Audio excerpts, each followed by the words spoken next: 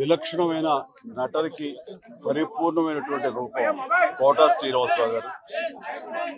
మహానటుడు, ఒక legendary character actor. మా ఇద్దరి నట ప్రస్థానం కూడా ఒకే సినిమాతో ప్రారంభమైంది. అది ప్రాణం ఖరీదు. అఫ్ కోర్స్ ఇక్కడే నారాయణమూర్తి ఉన్నాడు. నారాయణమూర్తి కూడా ఆ సినిమాతోనే ప్రారంభమైంది అనుకోవచ్చు. సో సుదీర్ఘమైనటువంటి ఈ నట ప్రస్థానంలో మా అనుబంధం వెనవేస్తుంది. అంతా ఇంత కాదు.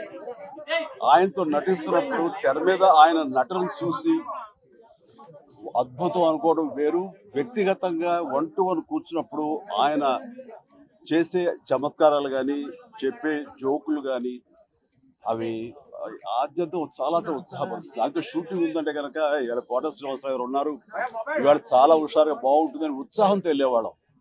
అలాగా ఆయనతోటి ఒక అనుబంధం పెనవేసుకు వెళ్ళింది. ఇక ఆయన చేయలేని క్యారెక్టర్, చేయని క్యారెక్టర్, మాట్లాడని యాస, మాండలికాలు లేవనే చెప్పాలి.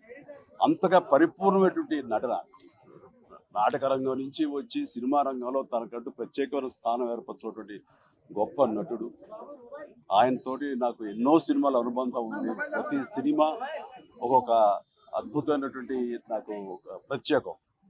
అండ్ అలాంటి మా కోట శ్రీనివాసరావు గారు ఈ రోజున లేరు అనుకోవటం అనేది నిజంగా చాలా తీరని లోటు.